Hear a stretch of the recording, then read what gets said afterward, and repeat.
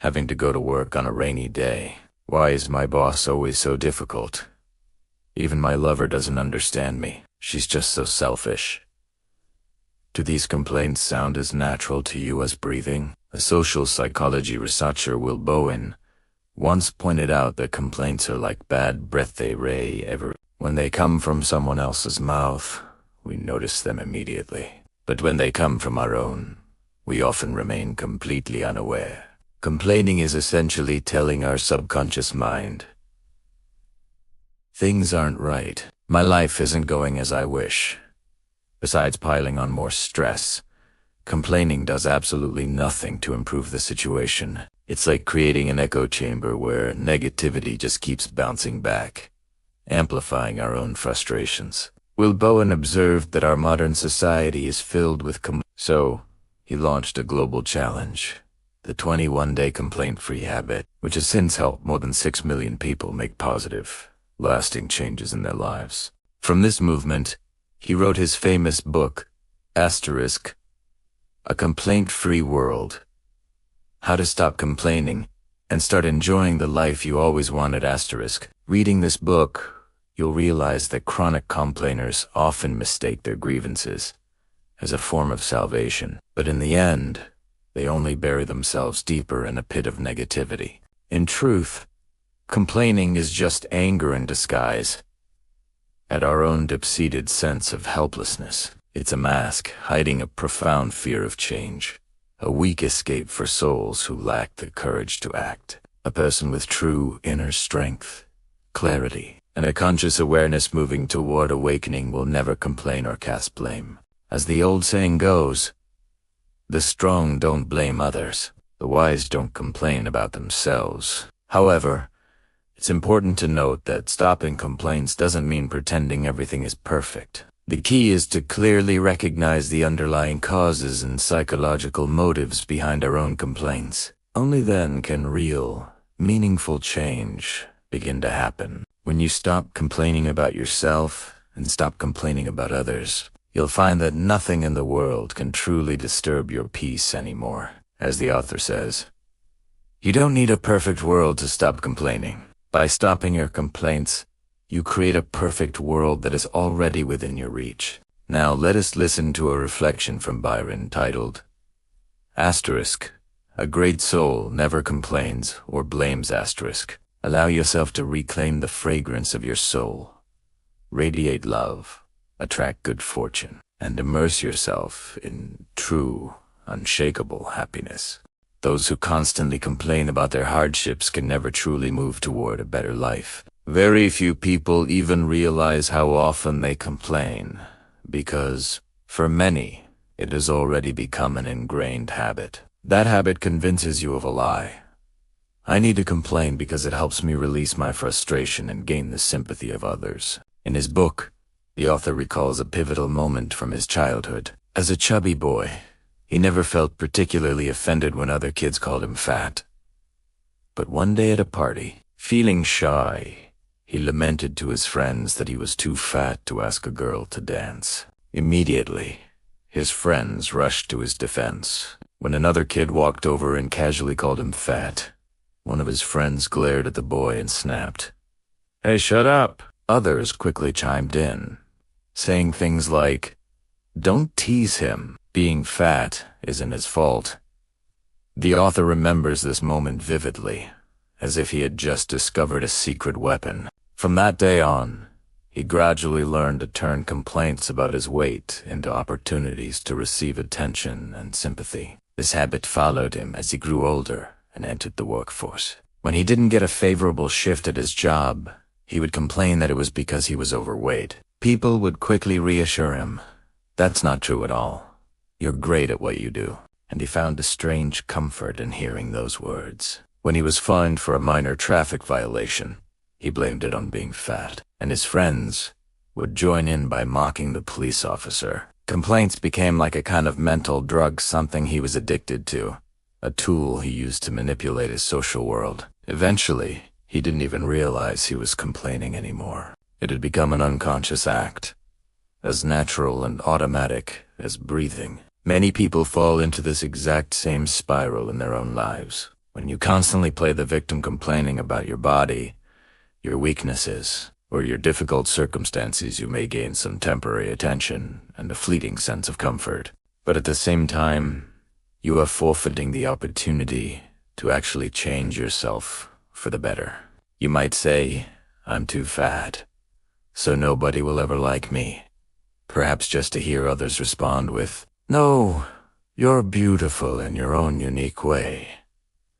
You say this while conveniently forgetting that you need to change your lifestyle if you truly want to become healthier. You might say, "I'm too old now. There are no chances left for me," hoping to hear someone say, "Age is just a number." This becomes an excuse to avoid using your valuable experience and the precious time you have in the present. You complain, "I'm poor, and that's why people look down on me." Maybe just to hear your friends say, "They don't deserve you anyway." This allows you to sidestep the difficult truth that you need to take active steps to improve your financial situation. In reality, these kinds of complaints are nothing more than masks. They are a way to hide your feelings of helplessness and fear when you are forced to confront your own imperfect self.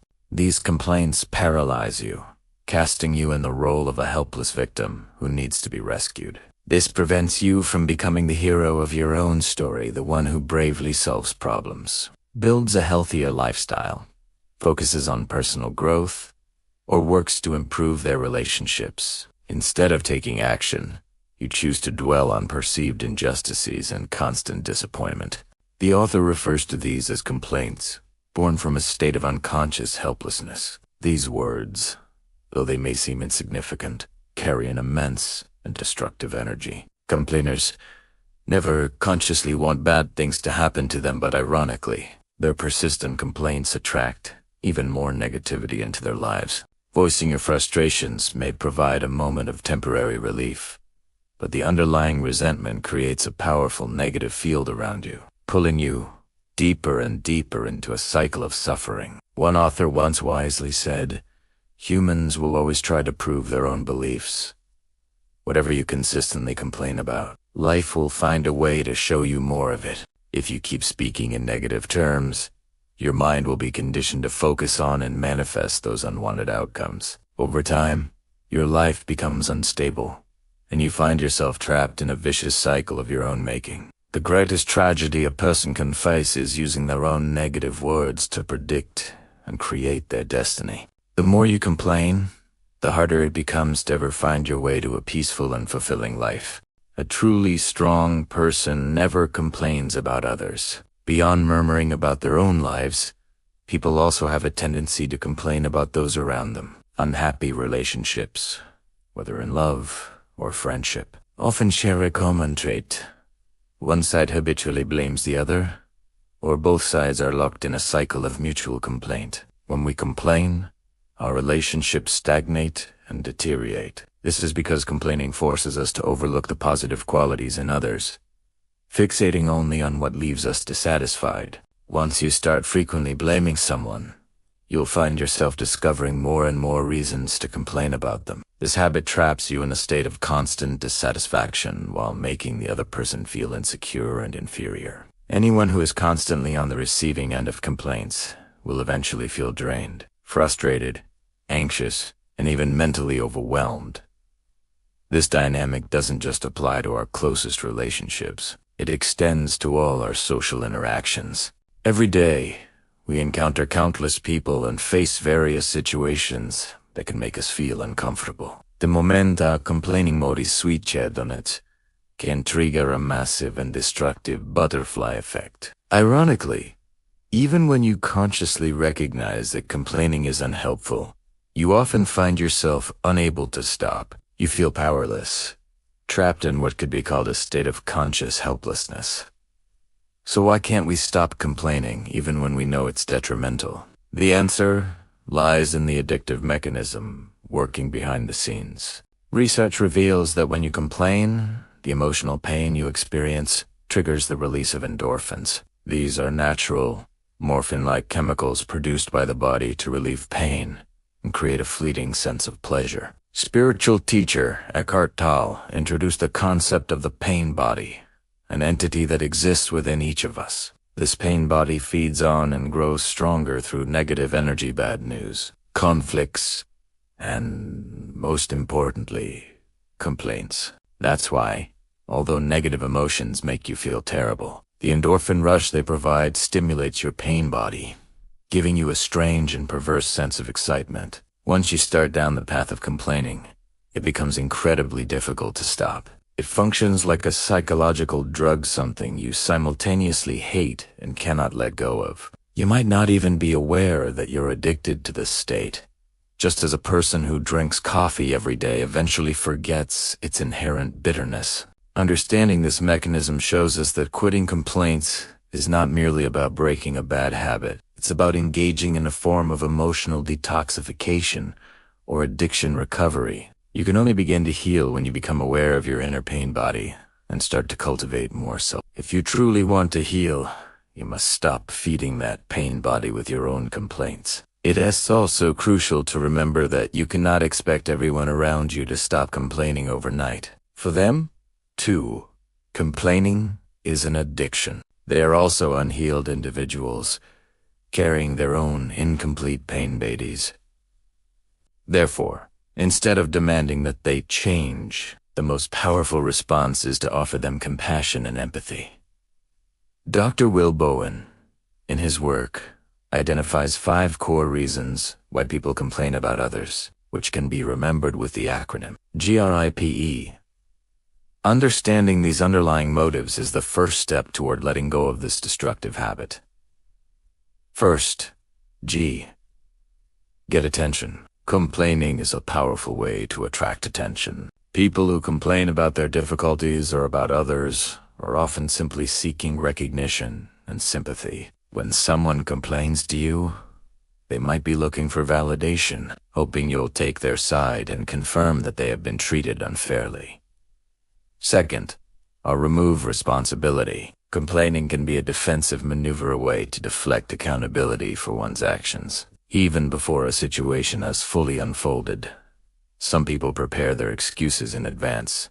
For example, a team member might complain that the marketing department didn't do its job, setting the stage to justify their own poor sales performance later. Such individuals tend to see only hopeless outcomes and stop trying to improve the situation. As the philosopher Jean-Paul Sartre noted, what you're really saying is, "I don't want to act." This habit of blaming others erodes one's ability to solve problems, ultimately rendering them powerless. Third, inspire envy.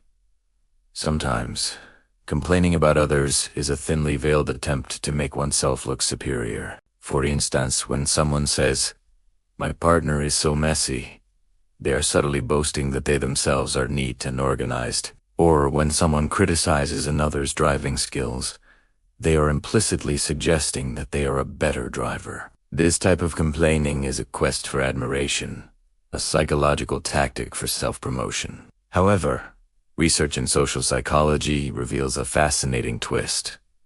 When you complain about a certain trait in others, listeners often unconsciously associate that very flaw with you. Gossiping or criticizing people behind their backs is another form of this behavior. People gossip not to share information, but to highlight others' flaws and make themselves appear better in comparison. Chronic gossipers are often the biggest complainers, constantly trying to pull others into their web of negativity. The most effective response is to redirect the focus, highlight the positive attributes of the person being criticized, and help the complainer see their own inherent worth. Fourth, power. Complaining can also be a strategy to gain a sense of control. The more people who agree with your complaint, the more power you feel you have. Much like winning votes in an election, the traditional media often thrives on this dynamic. Newspapers and television networks frequently exploit scandal, crises, and tragedy because negative stories provoke outrage and drive engagement. A 2021 Harvard University study found that negative news attracts 3 times more interaction than positive news. Social media amplifies this effect even further. Algorithms constantly fuel comparison, showing you the successes of others and triggering feelings of insecurity. Why am I still stuck here? To soothe that insecurity, people often resort to criticizing the success of others. They just got lucky or complaining about their own perceived shortcomings. The inevitable result is a cycle of hypocrisy. You criticize others for their superficiality while unconsciously becoming part of the same performative culture. Many people meticulously curate and filter their online images just to escape judgment and seek validation. As sociologist Eric Fromm warned, the more you chase external approval, the more you lose your true self. Finally, excuse poor performance. This type of complaint serves to justify failure. It is similar to removing responsibility, but typically occurs after a negative outcome is already known. When someone criticizes others to explain away a bad result, it is a form of self-defense designed to protect their ego and image, rather than taking ownership of their role in the failure. At this point, some might ask, so, if someone genuinely does something wrong, am I not allowed to say anything? Of course, you can. The critical difference lies in the energy behind your words. Stating, "He hasn't finished the task yet," is a neutral, factual statement. However, sighing and exclaiming, "I don't understand why he can get it done after all this time," is a complaint. As Eckhart Tolle explains in Asterisk. A New Earth Asterisk. Pointing out someone's mistake with the intention of helping them improve is completely different from complaining. Choosing to stop complaining doesn't mean you must tolerate poor behavior or accept low standards. For instance, saying to a waiter, "Could you please reheat this soup for me?" is a neutral request. But demanding, "Why on earth did you bring me cold soup?" is a complaint.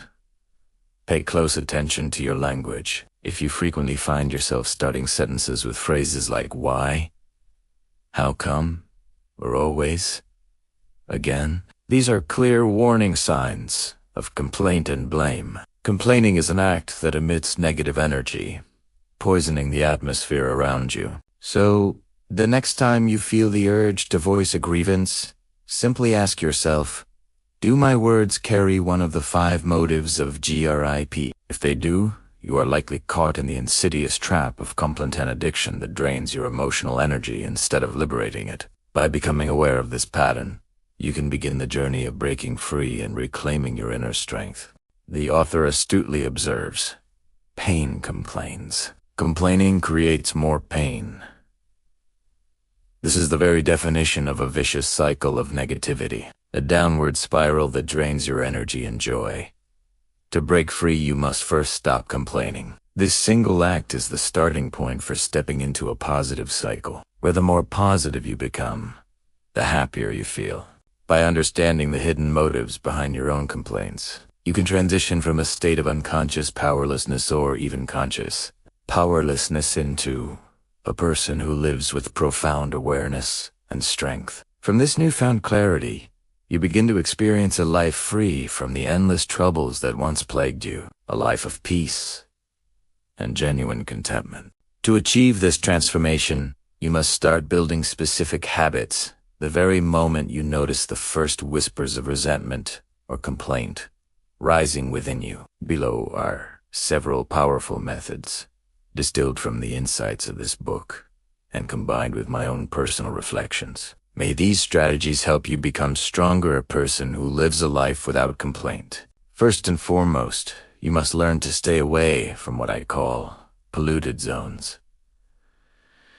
There is a poignant observation in the book that perfectly captures this idea. Next time you in a group conversation and someone begins to complain, pay close attention. Complaining easily turns into a competitive sport. A person radiating resentment has the power to contaminate any space they enter. As soon as the flame of complaint is lit, those nearby often react unconsciously. Everyone starts to join in, sighing, venting their frustrations, and sharing their own tales of woe. At first, These conversations might feel like a form of mutual warmth, a shared commiseration that brings people together, but in reality, they create a massive, invisible landfill of emotional waste. The only truly effective way to avoid being buried in this negativity is to remove yourself from these polluted zones as early as possible. Learn to recognize the signs of a conversation turning sour and proactively distance yourself from discussions that offer no real value, only a temporary and hollow sense of relief. Sometimes, the most powerful act you can perform is to remain silent, refusing to participate. This quiet refusal is the strongest way to keep your spirit pure and untainted. Of course, there will be situations where you cannot physically leave a negative conversation, perhaps at work, or during a family gathering. In these moments, your strategy must shift. Instead of becoming an emotional participant, train yourself to listen as an objective observer. Silently repeat to yourself, I am simply listening, not judging, not agreeing, and not taking sides. This internal mantra is crucial. Resist the urge to follow others' complaints just to please them or to fit in. This inner detachment creates an invisible shield, protecting you from being drawn into the vortex of emotional pollution that surrounds you. Furthermore, you can become an agent of change by skillfully redirecting the conversation from passive complaining to proactive action. Use gentle, open-ended questions to shift the focus. You might ask something like, have you tried any ways to resolve this issue yet? Or how can I support you in moving forward from this?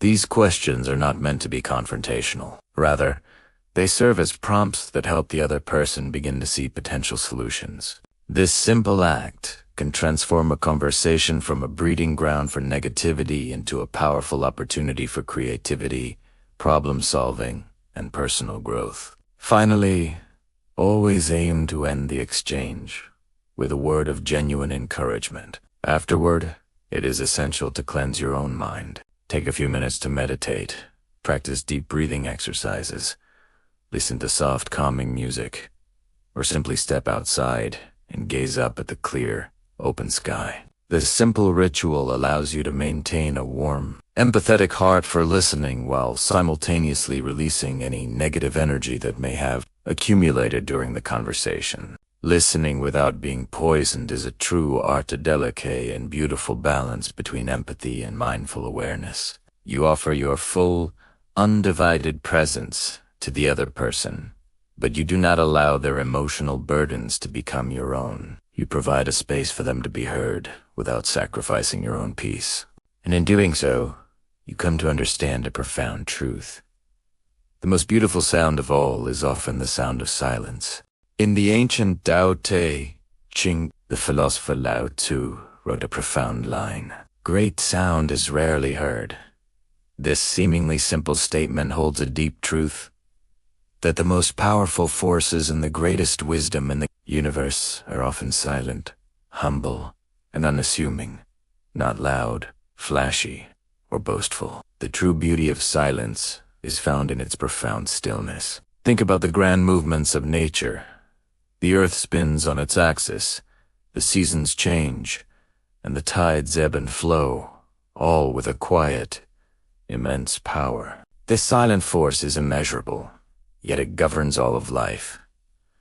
A person of true wisdom embodies this principle. They do not need to speak often or loudly to make their presence felt. Instead, their actions, their thoughts, and their very being leave a deep and lasting impact on the world around them. In our modern age, an era defined by constant noise, digital distractions, and an endless stream of information, the ability to remain calm and centered amidst the chaos is not a sign of weakness, but the ultimate form of strength. It is the most effective way to navigate the complexities of life and move forward with clarity and purpose. Conversely, constant complaining, venting, and lamenting reveal a lack of inner fortitude. This habit drains our vital energy and keeps us trapped in a cycle of negativity. Silence, on the other hand, is a powerful tool for nurturing our vitality. When we consciously choose to stop complaining and cultivate a state of inner stillness,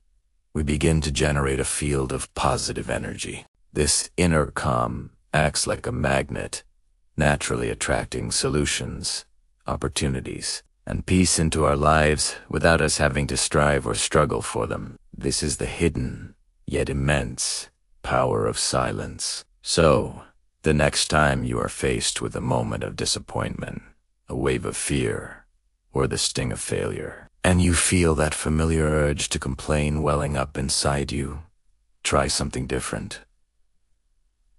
Pause immediately. Close your eyes if you can, and take a single, deep, conscious breath. This simple act is the most direct and powerful way to return to that sacred space of silence within you. As the revered Zen master Thich Nhat Hanh beautifully said, "Smile, breathe, and go slowly."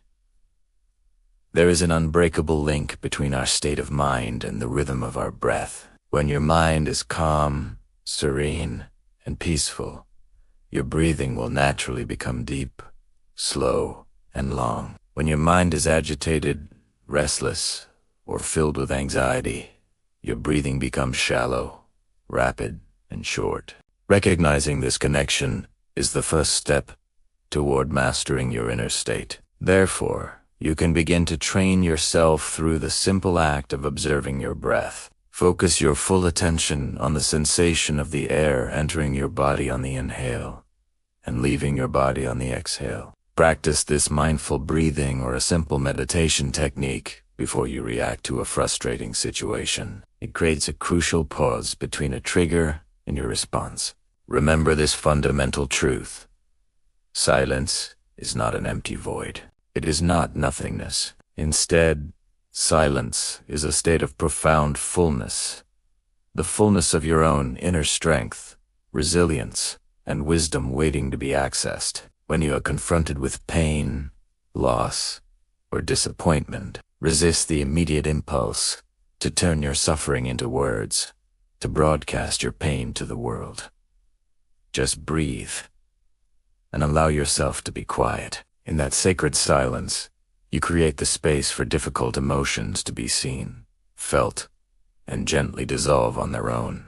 One of the primary reasons we fall into the trap of complaining is that we often don't know how to properly process and release our emotions. In our search for relief, many of us unconsciously use other people as emotional trash bins, dumping our negative feelings, frustrations, and anxieties onto them, without realizing the burden it creates. However, there are healthier and more constructive ways to release this pent-up energy. One of the most effective methods is the simple act of writing, especially the practice of keeping a journal. When you put pen to paper, you create a safe, private space to pour out your thoughts and feelings without judgment. You can practice gratitude journaling, a powerful technique where you intentionally focus on and write down the things you are thankful for, no matter how small. A person with a strong inner world can always find reasons to be grateful, even in the midst of hardship and struggle. This habit can fundamentally shift your perspective.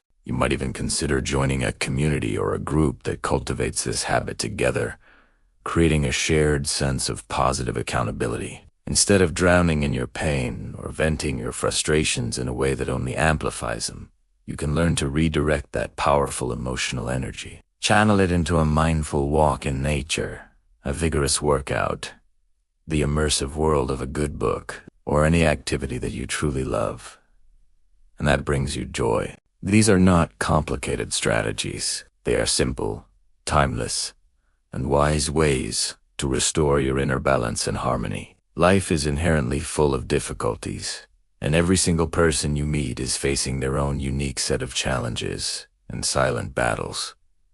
A truly awakened and wise person understands this. They never make things harder for themselves or for others by dwelling in negativity. They choose to cultivate peace from within, knowing that is the only place it can truly be found. As the author Will Bowen wisely wrote in his transformative book, A Complaint-Free World,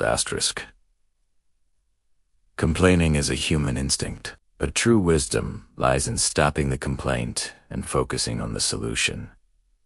This insight is a key to unlocking a more empowered and joyful life. Complaining is like a magnet for more negativity. It only attracts more things to complain about, creating a self-perpetuating cycle of dissatisfaction. But the moment you consciously decide to shift your focus away from the problem and toward finding a solution, your entire world begins to change.